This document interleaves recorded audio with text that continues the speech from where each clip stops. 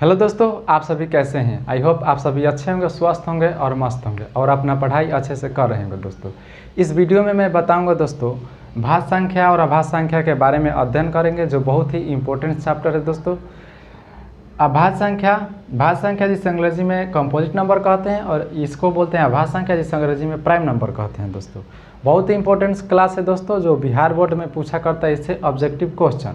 बस 10 मिनट के अंतर्गत 10 मिनट के अंदर इस दोनों को पढ़ लेंगे बिना किसी देर के। चलिए इस वीडियो को करते हैं शुरू। दोस्तों भाज्य संख्या किसे कहते हैं, पहले इसे जानते हैं। इससे पढ़ने से पहले आपको पता होना चाहिए फैक्टर यानी गुणनखंड। किसी भी संख्या का गुणनखंड तब होता है जब उस संख्या को खंडों में तोड़कर अलग अलग विभक्त कर लिखा जाता है। फॉर एग्जाम्पल आपसे मैं बोलूं कि 25 दिया गया है, इसका गुणनखंड, तो आप बोलेंगे दोस्तों ज़रा ध्यान दीजिएगा, ये कौन कौन संख्या को विभाजित, इसको कौन कौन संख्या विभाजित कर सकती है। गुणनखंड का मतलब वही होगा। तो बोलेंगे 1 कर देगा, 2 नहीं, 3 4 5 कर देगा, 6 7 8 9 10, यानी इस प्रकार से 11 12 13 14 15 16 17 18 जाएंगे तो कोई नहीं करेगा। एक अंतिम संख्या आ गया 25, यानी इसको विभाजित करने वाली संख्याएं 3 ठो है। कितनी है? 3 ठो है।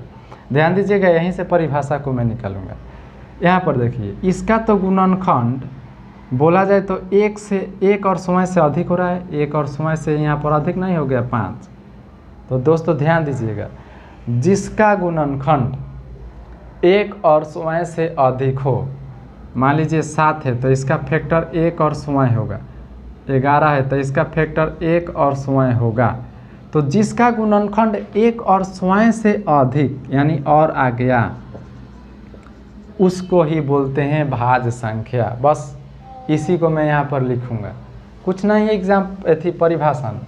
तो मैं लिख सकता हूँ दोस्तों कि जिसका गुणनखंड, चाहे इसे लिखिए वैसी संख्या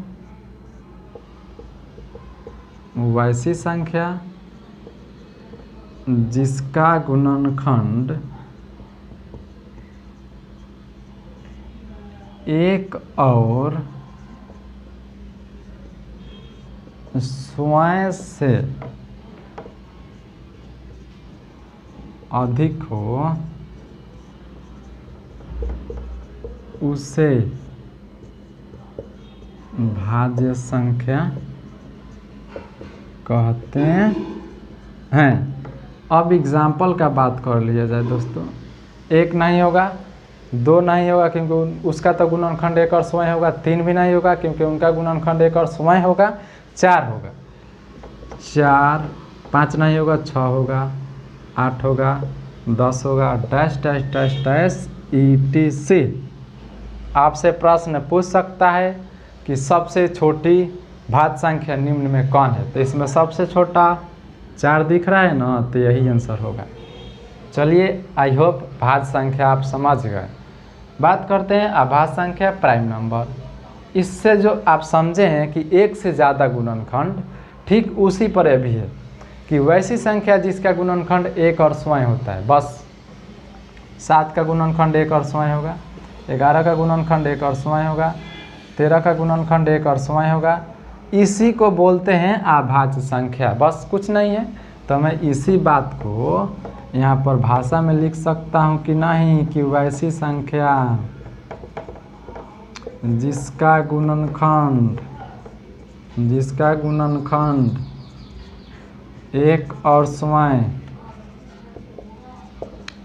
स्वयं होता है, 1 और स्वयं होता है, उससे अभाज्य संख्या कहते हैं। चलिए इसका एग्जाम्पल देख लेते हैं।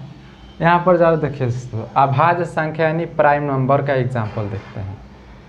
1 नहीं होगा, 1 तो नहीं लेंगे, 2 से स्टार्ट करेंगे, 2 3 5 7। जितनी भी संख्या यहाँ से लगातार आ रही है, 2 3 5 7 8 9 10 नहीं होगा, 11 होगा, 12 नहीं होगा, 13 होगा। इस प्रकार से ETC ये सभी संख्याएं जिसका गुणनखंड 1 और स्वयं होता है उसको ही बोलते हैं अभाज्य संख्या। अब इसमें आपसे पूछ सकता है कि निम्नलिखित में कौन सबसे छोटी अभाज्य संख्या है। तो इसमें सबसे छोटा 2 ऑप्शन नंबर मार सकते हैं देख कर उसमें कोई, लेकिन नहीं है दोस्तों। इस प्रकार से यहाँ पर भाज्य संख्या अभाज्य संख्या क्लियर हो गया होगा। इसका ऑब्जेक्टिव आपसे नहीं छूटेगा। यदि क्वेश्चन आपसे कोई पूछ सकता है तो। मिलते हैं अगले वीडियो में। Bye bye.